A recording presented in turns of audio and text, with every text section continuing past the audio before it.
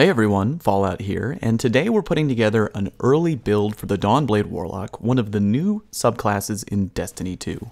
The game isn't out yet, so you might ask yourself, well, why make a guide if we don't have all the info yet? Well, A, when we get more information, I'll be happy to make an updated guide, and B, more importantly, I think people want to have a better idea of what information we know already, so they can make more informed decisions on their Dawnblade on day one. So here we go. Starting with grenades. In D2, we know that grenades have been very much watered down. The Dawnblade grenades are basically identical to the D1 Sunsinger. Firebolt has decent range, and auto-hit detection is still there, and I can confirm from our reveal footage that it does around 86 damage, which is a little bit under half health.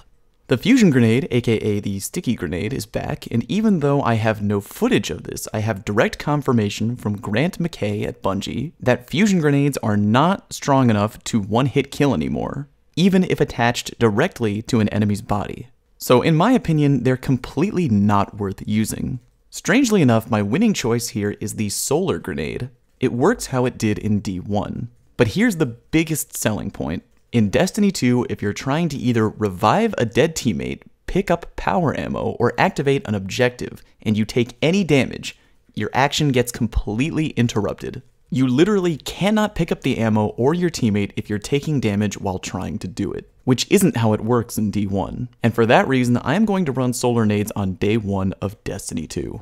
They create a guaranteed damage zone which you can use to keep enemies completely off of power ammo, objectives, or potential revives. If there are any gauntlets in D2 that extend the duration of solar grenades, kind of like the Sunbreakers in D1, these will probably be really awesome in D2, and definitely try and wear them. Now we're going to jump into what I feel is one of the main selling points for the Dawnblade, and that is rifts.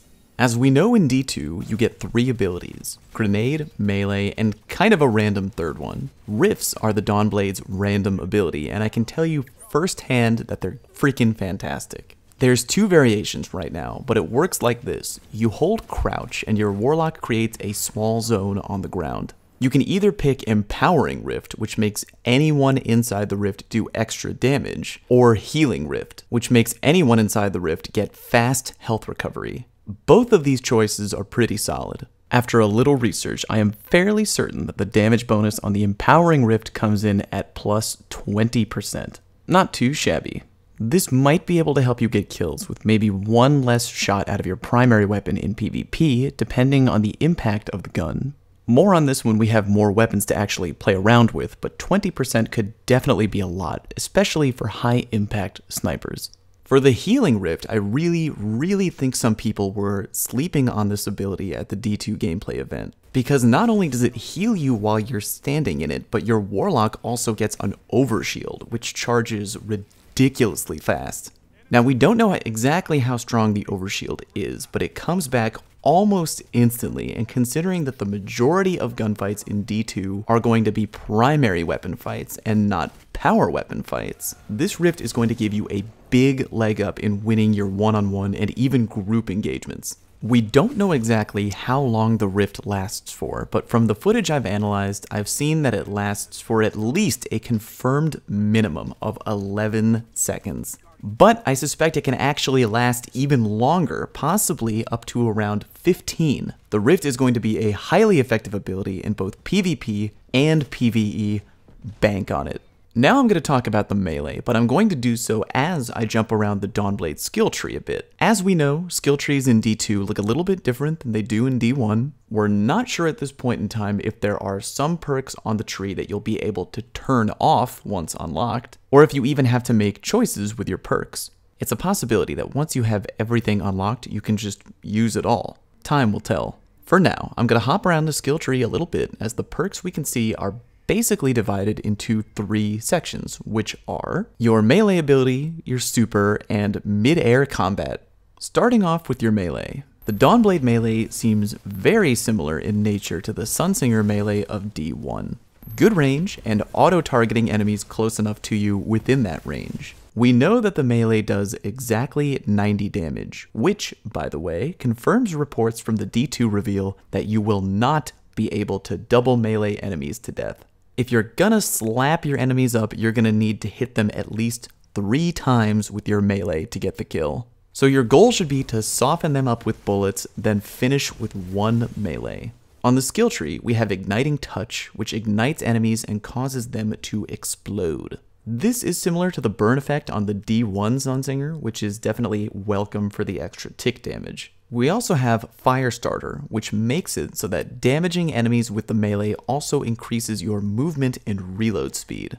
This is very reminiscent of the ability Surge on the D1 Voidwalker, which happens to be a great ability for your neutral game. Again, we're not sure right now if you'll be allowed to have both of these perks turned on at the same time or if you'll have to pick one or the other, but time will tell. Moving on to your super, which is Daybreak. This is an awesome super, and in my opinion, the other big selling point for playing a Dawnblade. It's a roaming super, and you can either run around smashing people on the ground with crazy fun sword swinging, or you can jump into the air and throw flaming swords down on people, which can connect for a one-hit kill. It's basically a Warlock version of the D1 Sunbreaker Titan, with more vertical air movement rather than horizontal air movement.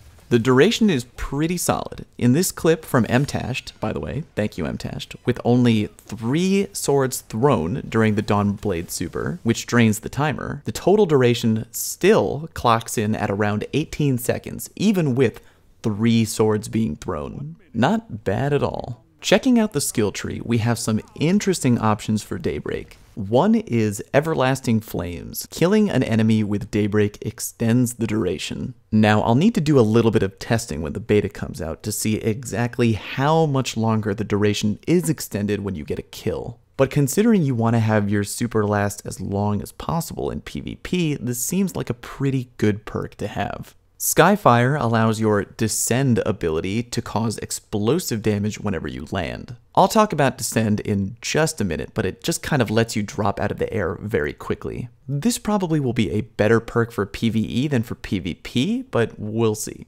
Finally, we come to our mid-air combat options, which we have 4 of. First up, let's talk about Risen Angel, which lets you hover in place while in the air if you're aiming your weapon. It's very similar to Angel of Light on the Sunsinger in D1. I'm not personally a huge fan of this perk from D1, so I do suspect that I won't like it very much in D2. I'm hoping there will be a way to turn it off from the skill tree, but we'll see. Next we come to Phoenix Dive. This is the descend thing that I mentioned a little bit earlier. When in midair, you can hold whatever your crouch button is to quickly drop down to the ground and regenerate your health. This might come in handy a lot. The problem with spending a lot of your time in the air is that you can often become a very easy target in PvP. With the ability to quickly drop down to the ground out of your floofing Warlock jump, while also regenerating lost health, you can feel more confident about spending combat time in the air. It's a great addition to the Dawnblade tree, and I feel you may use this a lot if you're a jump-happy Warlock. Moving on, we have Blazing Dash. This looks awesome. We didn't have the opportunity to use it at the D2 gameplay reveal because it wasn't unlocked on the tree, but it allows you to mid-air dodge, which sounds incredibly reminiscent of the D1 Twilight Garrison armor for the Titan. If it's as effective as the Twilight Garrison dodge, this will be something you may end up using all the time. With all of these mid-air combat options, definitely expect to be spending a good amount of time in the air as a Dawnblade. You may also be able to use Blazing Dash as a move to get out of trouble on the ground, depending on how quickly you can activate it from going from ground to your jump. Maybe you'll be able to jump and then very quickly double tap to get out of combat zones, so keep an eye on that. Finally, we come to Wildfire, and I have to be kind of honest here, I'm a little confused about this perk. Engage your enemies mid-flight, fire weapons, and throw grenades while gliding. I'm confused because this sort of conflicts with Risen Angel. If I ADS in the air with my weapon, will I stop and hover due to Risen Angel? Or will I continue to float on with my glide due to Wildfire? Throwing grenades without interrupting glide makes sense, and it also sounds kind of cool. But I wonder how this perk will interact along with Risen Angel. Oh well. Like anything, we're gonna find out soon enough. And there you have it, my initial Day 1 guide to the Dawnblade. If you were a fan of Warlocks in D1, definitely hop on this subclass during the beta. Hell, even if you aren't a Warlock main in D1, give it a try. The powerful neutral game due to the empowering and healing rift, combined with the very deadly roaming super from Daybreak, makes the Dawnblade an incredibly appealing subclass option. And I'm very sure that we're going to be seeing a lot of them running around in PvP. If you found this guide at all helpful, please make sure to subscribe because I am absolutely going to be doing in-depth guides, even more so than this one, to all the subclasses in D2. And check the video description for links to other things, including my Discord chat, Twitch page, and more. Hope you learned something, and I'll see you next time.